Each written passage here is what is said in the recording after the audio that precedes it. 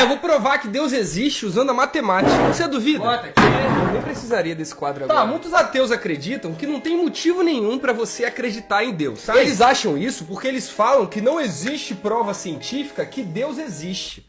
Isso é verdade. Só que veja, a ciência, ela só consegue provar pra gente as coisas que existem dentro do nosso universo natural. E Deus é, por definição, externo ao mundo natural. É por isso que Deus é sobrenatural. A palavra sobrenatural significa isso. Sobre significa acima, externo ao natural. Uma coisa ser sobrenatural não quer dizer que ela é mística ou espiritual, não. Falar que Deus é sobrenatural significa que Deus está externo ao universo natural, só isso. E é por isso que não tem como ter prova científica que Deus existe. Porque a ciência, ela explica os fenômenos naturais desse mundo e não os sobrenaturais. Tentar usar o nosso mundo natural para provar a existência de Deus é a mesma coisa de tentar provar que o Leonardo da Vinci existe usando a Mona Lisa. Ou tentar provar que o Steve Jobs existe usando o iPhone. Não faz sentido. Se Deus é o criador do universo, então ele é, por definição, externo à sua criação. Isso é tão difícil de entender? Isso não é lógico? Tá, mas o que isso tem a ver com matemática? Calma. Você já parou pra pensar antes o que é matemática? Matemática é um conjunto de regras e números que basicamente explicam tudo o que acontece no nosso universo. Mas a matemática em si, ela não existe. Você não consegue ver a matemática, você não consegue comer a matemática, sentir o gosto, o cheiro,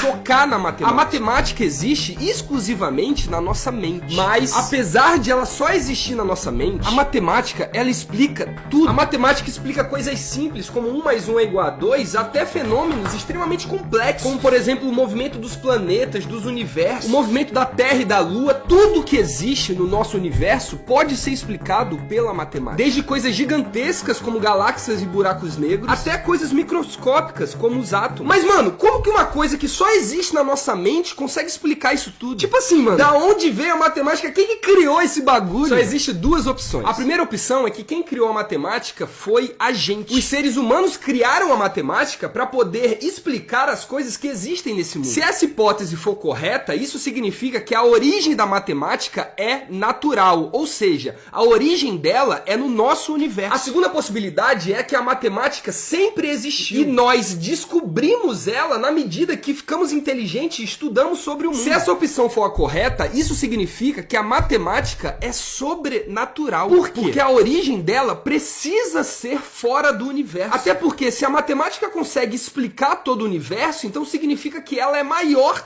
que o universo. Não tem como você explicar uma coisa que seja menor que você, tá ligado? Se a matemática explica como o universo funciona, quer dizer que ela é maior que ele. E, consequentemente, o criador da matemática precisa ser maior que o universo e externo a ele. Beleza? Tá complicado esse vídeo? Meu conteúdo é doido. Você quer conteúdo raso? Vai seguir outra pessoa. Meu conteúdo é pra explodir cabeça. Vem comigo. É lógico que das duas opções, a correta é a número 2. E nisso, até os ateus concordam. Por quê? Porque nós, seres humanos, descobrimos que a matemática, ela é infinita. Existem infinitos números matemáticos com características e definições diferentes. A humanidade não pode ter criado a matemática porque nós somos seres finitos. E o nosso universo, apesar de grande, também é finito. O universo em que vivemos, ele tem um tamanho. A matemática não. Ela é infinita. Você quer um exemplo? Se você pegar um comprimento de um círculo e dividir pelo diâmetro, o resultado disso é um número chamado π. Esse número é bem famoso. Se você já fez a primeira série, você já ouviu falar sobre ele. O número π, ele é bem interessante porque ele é chamado de um número adimensional. Ou seja, ele não tem dimensão. O que isso significa? Significa que se você for para Marte e dividir o comprimento de uma circunferência pelo diâmetro, você vai chegar no mesmo resultado.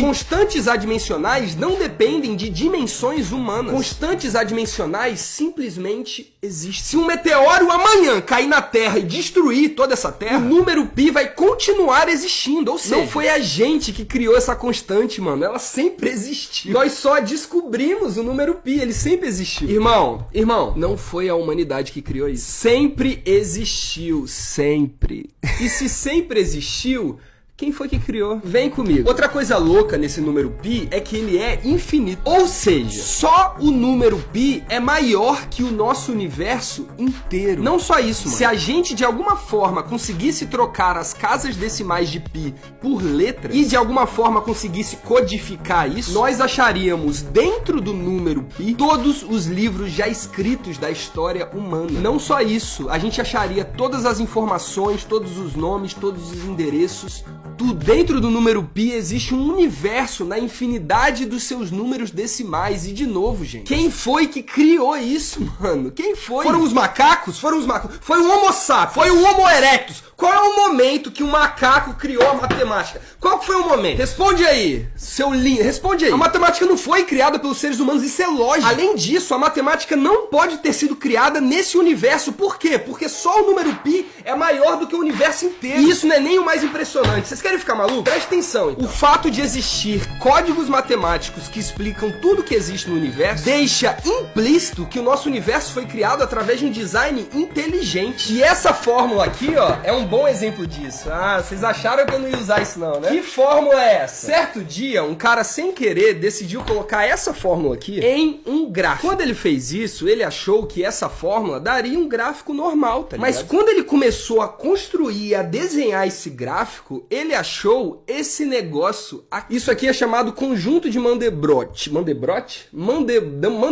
sei lá. Isso é muito louco, mas é bem simples. Presta atenção. O conjunto de Mandelbrot é só o gráfico dessa equação aqui que eu coloquei pra vocês. Tá, e por que isso é impressionante? Isso é impressionante porque quando a galera colocou esse gráfico no computador e começou a dar zoom nessa equação, eles perceberam um negócio interessante. Quanto mais eles davam zoom nesse gráfico, mais coisas eles iam achando. Olha o que acontece, por exemplo, quando eu dou zoom aqui nesse lugar. As fórmulas geométricas não param de acontecer e isso vai acontecendo infinitamente. Ou seja, apenas dentro dessa fórmula matemática aqui existe um universo inteiro de fórmulas geométricas maior que o nosso. E esse negócio, de novo, não foi criado por um ser humano, gente. Isso foi descoberto agora, em 1970. Esse negócio não tem nem 50 anos direito. Sabe o que é mais louco? Você sabe o que é mais louco? Esse estilo geométrico matemático que existe no conjunto de Mandelbrot se chama fractal. E você sabia que existe um negócio no mundo que tem essa mesma fórmula geométrica? Você sabe o que é? Você, a natureza, o universo. Ou seja, o mesmo criador da matemática e desse conjunto maluco que eu mostrei pra vocês precisa ser, consequentemente, o mesmo criador das plantas, do universo e de você, meu amor. E qual que é o nome dele?